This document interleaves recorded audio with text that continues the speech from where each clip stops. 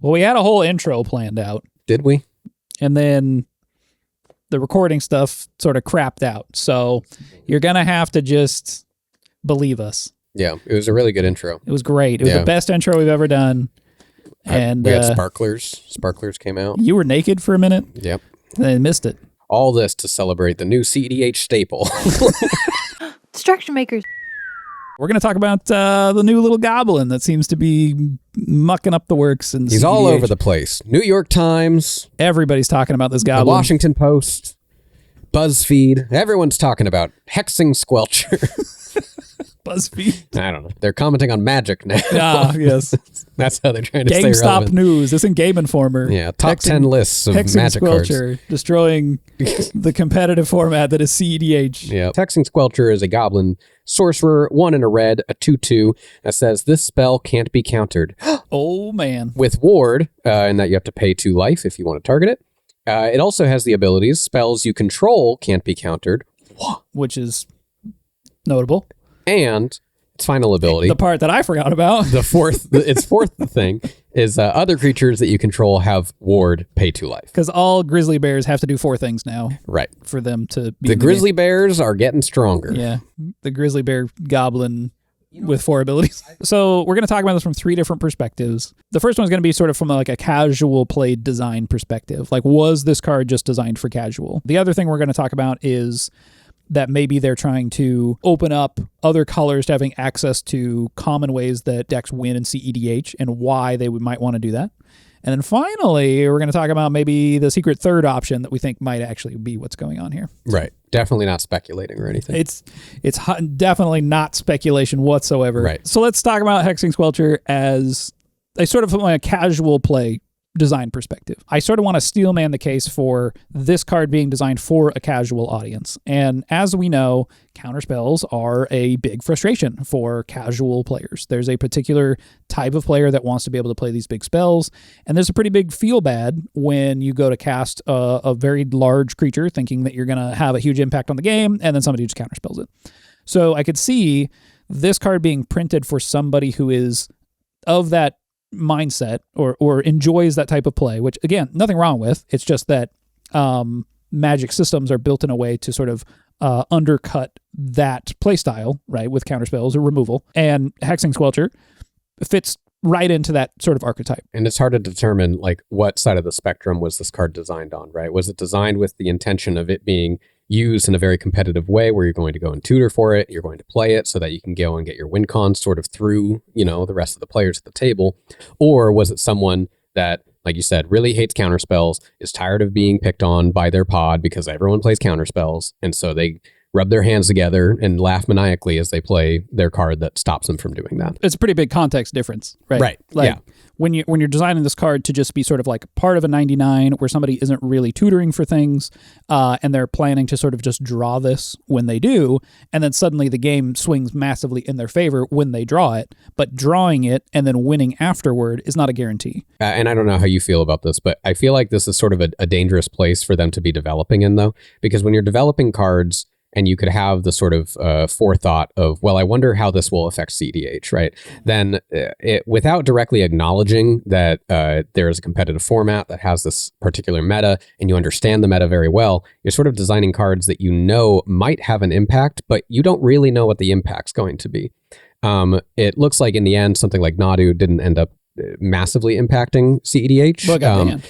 It did get banned, but even then, I think they just were tired of talking about it. I don't think they banned it for CEDH reasons. Like, right. CEDH, I mean, again, the only card that they have ever said that they banned for CEDH was Flash, and even then, I'm kind of like, well, at the point we're at now, I mean, Flash is good, but like, is it as insane as what CEDH is now? I don't know.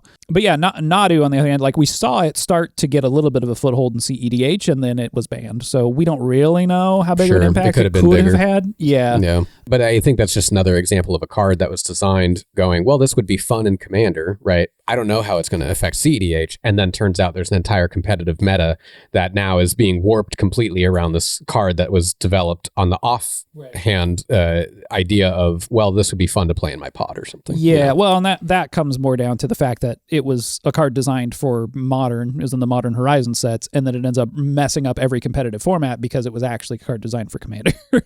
So... in this instance, I don't really see this card messing up 60 card competitive play. Like usually removal can kind of take care of that. Like the wins and the ones that can win all in like one turn the way that CEDH does, like they don't really play out this way, that this ends up being the kind of card that you necessarily want. It's possible. I've seen your card, Spider-Punk, has been seeing some amount of play in like legacy sideboards. Oh. And this might be able to just take its place. So right. I know. Sorry, buddy. Yeah, that's all good. Was a bummer seeing this card. I mean, really, like, is this something that we think is even ban worthy? I feel like at the most, it might become a game changer if it becomes really problematic. But yeah, well, and honestly, I don't even think that it's going to end up in that territory. There's a lot of CEDH players trying to be like a preemptive ban, which to me has always just sort of been a little weird anyway. Like the same kind of thing happened when the 5-mana Elishnorin came out. Like Sheldon even came out and was like, you should not make this card. It's going to destroy the entirety of Commander. I think the idea of this being banned anytime soon is a complete fantasy. It's not going to happen. I don't really foresee them banning anything really for CEDH at all, unless it's something that like is completely irrelevant to casual Commander and is causing all kinds of problems in CEDH, which is like, I think, I don't know. Right now they definitely are. They're trying to figure out how to wrangle Commander as a format at all, and I don't think that they're really looking too deeply at CEDH. And if so, it's going to be a while before we see any sort of functional bans because of CEDH metas. Otherwise, partners would have been taken care of probably forever, a long time ago. A long time ago, yeah. Okay, so that kind of wraps up the casual side of this, I think, and I think I think based on our conclusions in this card was not only designed for casual. We know that Wizards of the Coast at least has CEDH on their radar, so the idea that they wouldn't have thought about CEDH at all seems a little suspicious. Yeah, there's no way that this card would come out and they wouldn't go, well, what would this be like in this? Yeah. Okay, so let's talk a little bit about why they may have made this for CEDH specifically. And there's a couple reasons why they may have done this. One is they want to broaden the number of colors that have access to cards that can push through wins. Currently, white kind of has a monopoly on this with things like Silence, Grand Abolisher, Voice of Victory, mainly those, and not a whole lot of other colors have great ways to push through wins. So moving an effect like that ultimately kind of operates in a similar way to Grand Abolisher, where something like a Grand Abolisher effect just makes it so like your opponents can't play spells, and this does something fairly similar that just lets you push through a win condition without interaction. Right. It doesn't mean that someone still can win on top of your win, essentially. It just means that you just can't go and interact with this other person, which we've already talked about how like direct interaction is not necessarily good anyways. And so it's possible that this is even just them sort of seeing that as the inevitable direction. These being split into more colors, if the best decks in the format, let's just say it's still Blue Farm, because it basically still is. Like, let's say Blue Farm is still the best deck in the format. That's the partner pairing Timna Crom.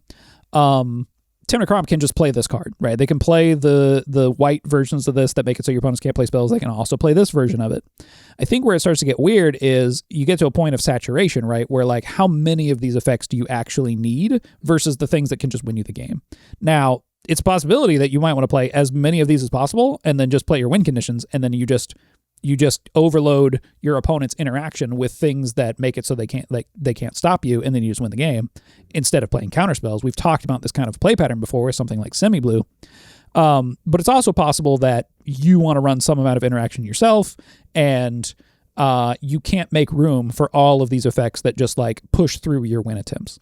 And in that case, you might have to choose between them. I guess the difference between this card and something like a Grand Abolisher is that most of the time when a Grand Abolisher is being played, right, that's usually some sort of a counterspell target. Sure, you're basically saying, hey, you got counterspells. If you do, you're going to counter this instead of, because then you can't counter anything else. But with this card, it's a Grand Abolisher mixed with a counterspell to prevent someone from countering your Grand Abolisher. So it's essentially saying, like, I'm going to protect my win moving forward. by playing this one card. I don't have to have these other cards to help protect that. Right. And if you're in a situation where, yeah, you could say something like, well, you could just remove this card and then you can start countering their spells again. But the problem is that people win sort of at instant speed over the top of that. Let's say this does resolve, then they have to use removal to get rid of it. Yeah. And then let's say you're going to use something that's uncounterable, like Abrupt Decay.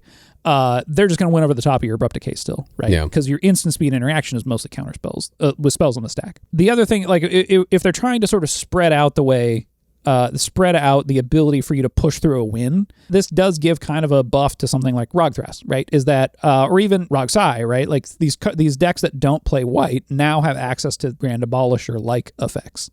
And that does theoretically help them out and maybe put them on a more level playing field with something like Blue Form. It's just weird when it's only one particular card that's coming into the meta to see if that's going to drastically affect the meta. It's like, why would you just throw the one card in there to be like, let's just see how this goes? And then maybe it'll change things. And then what if it doesn't change things? And then you're just behind 6 months of development that you could have changed something. Well, and the thing that you're pointing out, I think, is actually a really big problem for designing for CEDH is because it's such a like card quality first and play pattern second. Like all the play patterns in CEDH are basically the same. It's just how fast are you winning the game. You just have to throw individually strong cards into the mix and just see what ends up rising to the top. Which gets weird, right? Because then it's like, well, what are you going to do? Never make a really powerful card again? Like, no, of course you're going to continue to make more powerful cards. So I do think designing...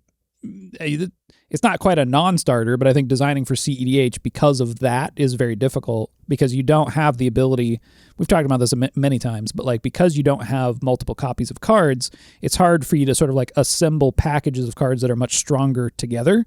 And so you end up playing a bunch of individual cards that are very powerful.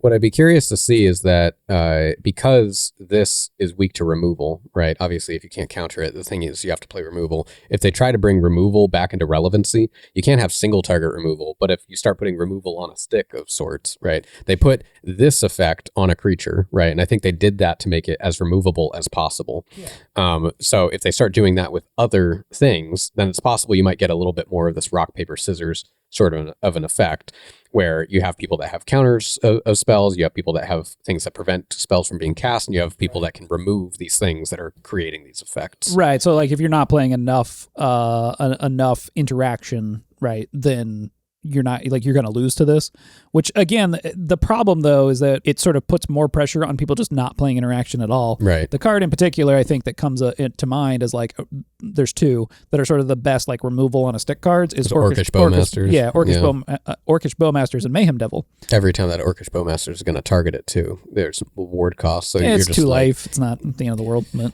yeah. I guess it's 2 life twice, 4 life total.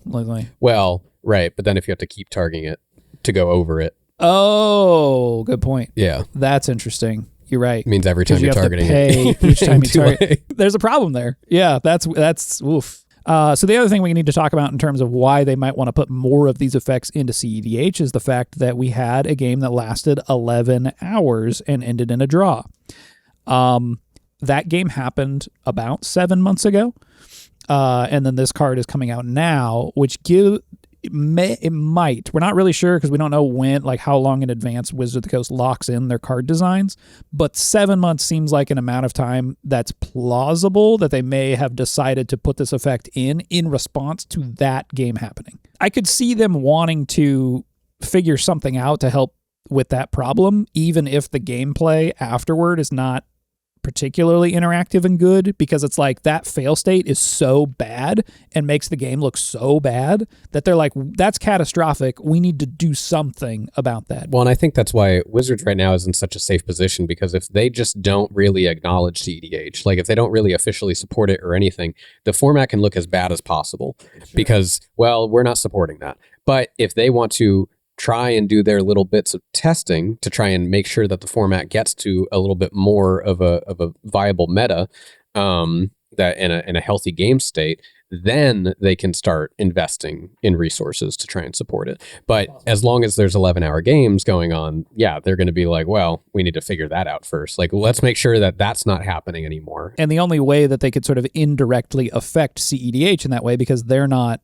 like changing tournament rules or managing any of that. They're sort of letting the community figure that out, is to print cards, right? They can print cards that would theoretically kind of help alleviate that kind of stalemate problem. It's a lot safer for them to just adjust the meta that way instead of taking the risk of saying, hey, we're gonna plant our flag and we're gonna start trying to rein in CEDH and make it a viable format, and then that just doesn't end up working for them.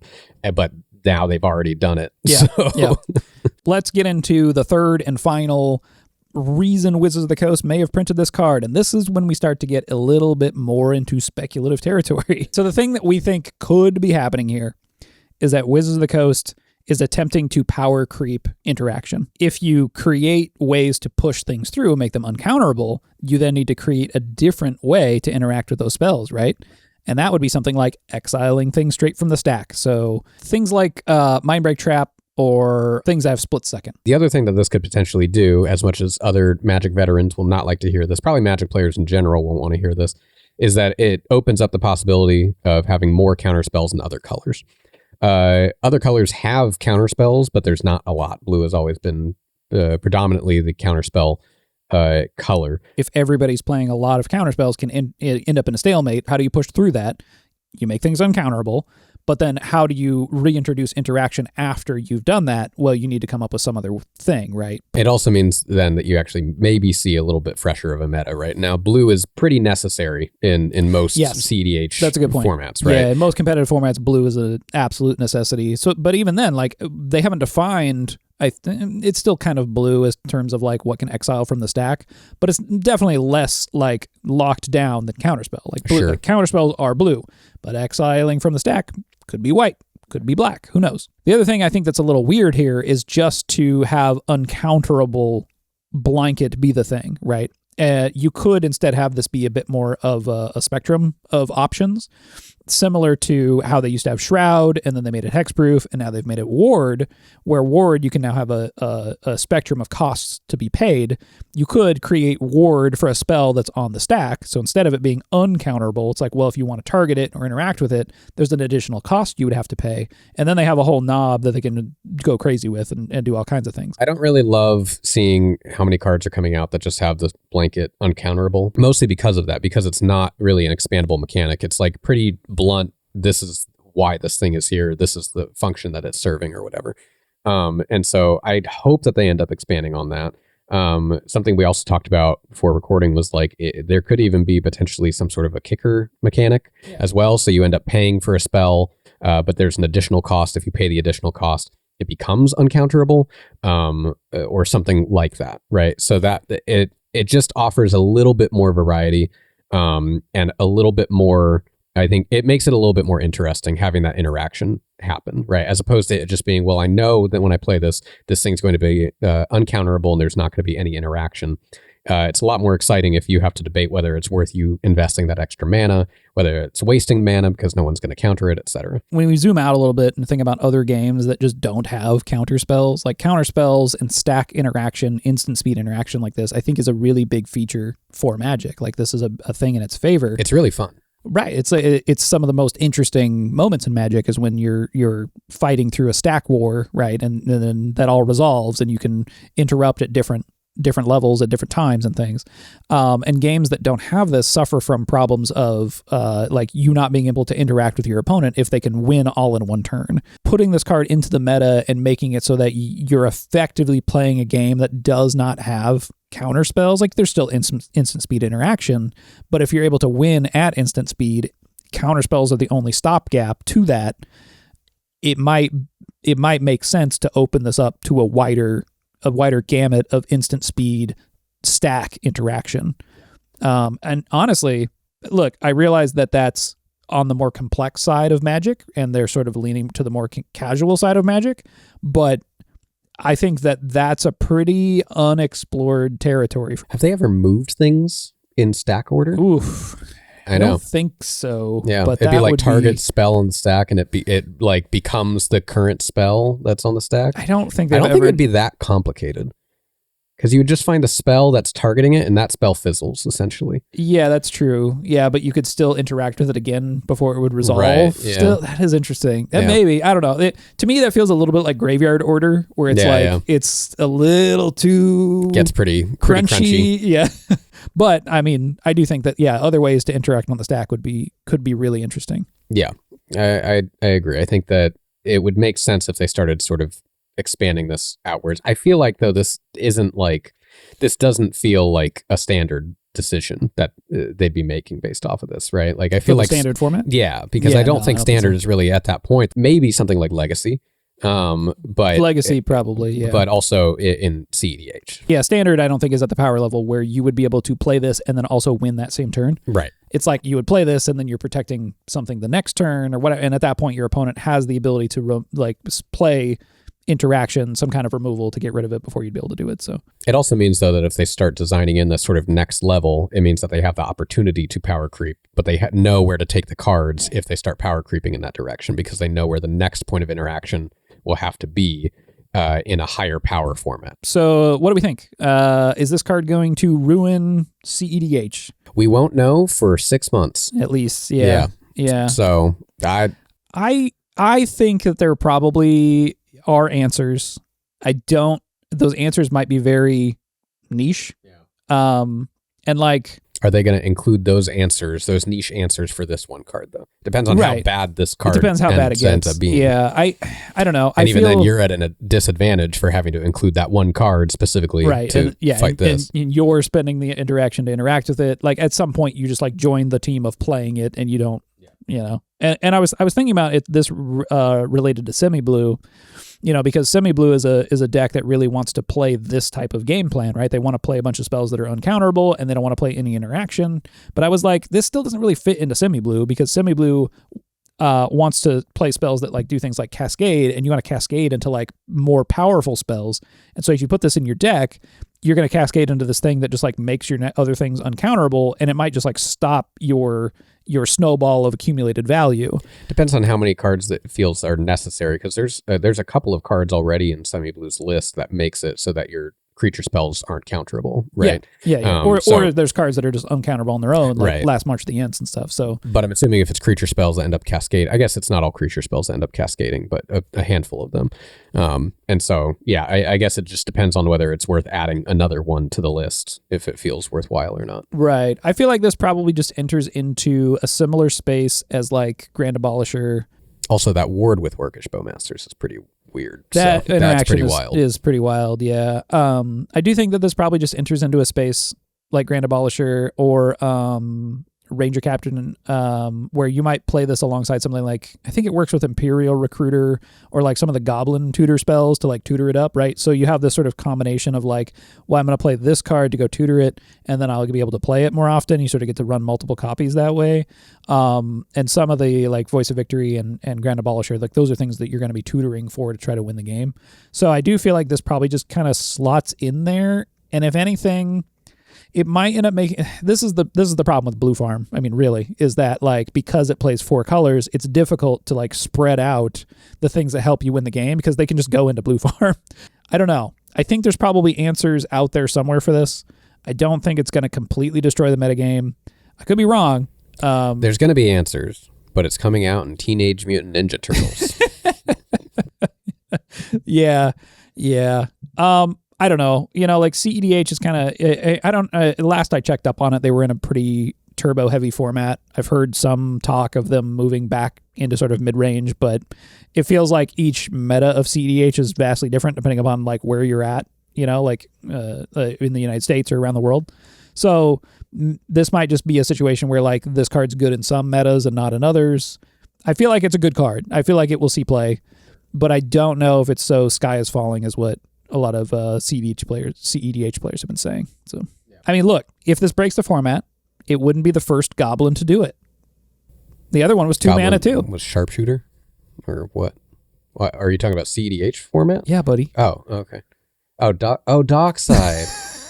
I thought you were talking about other formats, and I was like, well, I think Sharpshooter was pretty good back in the day, but Sharpshooter was good in Odyssey Standard. Okay, I was like, I don't know. Goblin Pile Driver was probably the better one. But, okay. But yeah. Yeah, Dockside existed. That's the one. I don't think about him anymore. Yeah. He's dead to you? I mean, he's been dead for a while, yeah. If you enjoyed listening to us talk about hexing Squelcher and why he squelches the best hexes that you've ever done squelched, please feel free to give us a like and a subscribe, maybe a comment down below. If you want to continue the conversation, you can join our Discord. Link is in the description. Thanks for watching. We'll see you next time.